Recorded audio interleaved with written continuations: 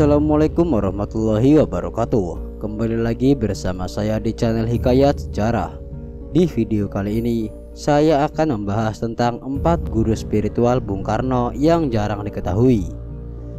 Presiden pertama Republik Indonesia, Insinyur Soekarno, memiliki guru spiritual. Setidaknya ada 4 guru spiritual yang jarang diketahui banyak orang. Yang pertama, Datuk Mujib. Beliau merupakan ulama asal Betawi, keturunan Raja Bone, Sulawesi Selatan. Datuk Mujib lahir pada tahun 1870. Datuk Mujib dianggap sebagai guru spiritual yang paling keramat oleh Bung Karno. Beliau juga dikenal banyak karomah, alim, dan memiliki banyak pengetahuan agama. Salah satu karomahnya bisa menghentikan hujan yang sedang turun.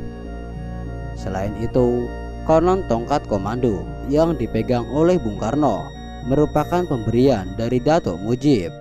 Tongkat komando itu disebut berisi jin muslim yang bertugas melindungi Bung Karno. Yang kedua, Kiai Haji Muhammad Yusuf, sering disebut Mong Usuf. Beliau lahir di Jakarta tahun 1873. Mong Usuf sempat menjadi buronan Belanda ketika mengambil barang milik Belanda untuk diberikan kepada rakyat miskin. Yang ketiga, Sosro Kartono, guru spiritual Bung Karno yang disebut Maulwi Sailan. Sosro Kartono yang lahir di Mayong, Jepara, Jawa Tengah 10 April 1887 adalah kakak kandung dari Raden Ajeng Kartini. Beliau lulusan Universitas Leiden, Belanda pada tahun 1908, jurusan Sastra Timur. Sebagai murid terpandang dan terpandai Profesor Dr. Haji Karl Leiden, Sosro Kartono menguasai 37 bahasa dan karenanya beliau disanjung sebagai manusia jenius. Kaum intelektual barat yang terpesona menjulukinya The Javanese of Prince, pangeran dari Jawa. Saat Perang Dunia Pertama pecah pada tahun 1914 sampai tahun 1918, Sosro Kartono yang berada di Eropa menjadi jurnalis koran yang diterbitkan di New York. Keberadaannya diterima banyak kalangan.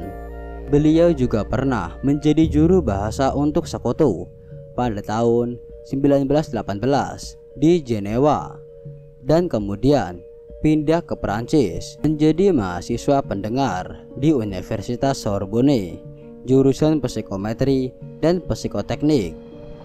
Sosro Kartono juga sempat menjadi pegawai tinggi atase kedutaan besar Prancis di Den Haag pada tahun 1921 selama 29 tahun, menggelanggang di Eropa, yakni sejak tahun 1897. Beliau kemudian pulang ke Indonesia. Sosro Kartono sejak tahun 1927 menempati rumahnya di Bandung, Jawa Barat.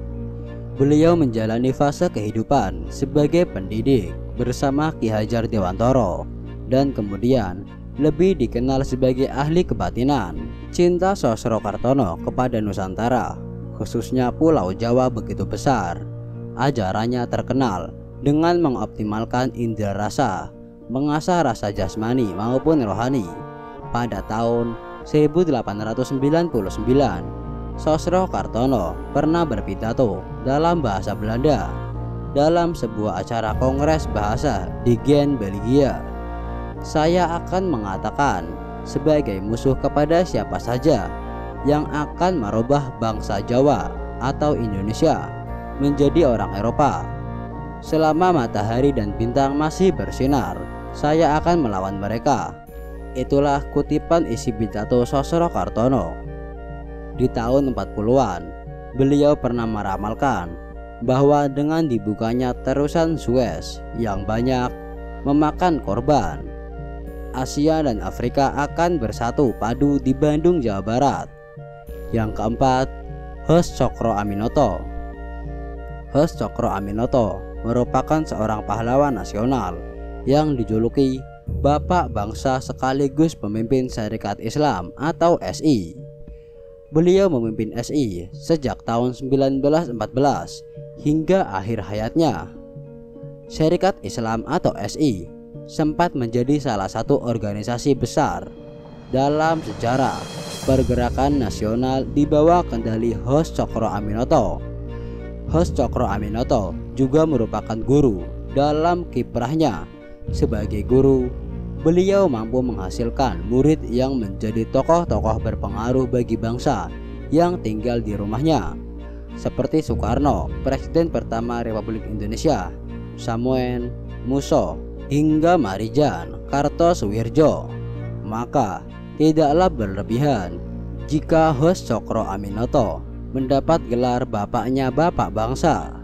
Bukan hanya itu, Soekarno sering disebut meniru Hos Cokro Aminoto dalam berpenampilan. Salah satu yang Soekarno tiru ialah mengenakan kopiah seperti Hos Cokro Aminoto. Padahal sebelumnya Soekarno gemar mengenakan belangkon. Setelah itu, kopiah tidak lagi menjadi identitas kalangan santri, tapi sudah menjadi pakaian nasional. Berikut adalah 4 guru spiritual Bung Karno yang jarang orang ketahui. Sekian dari saya, terima kasih. Jangan lupa like, komen, dan share. Semoga video ini bermanfaat bagi Anda. Terima kasih sudah menonton. Semoga bermanfaat.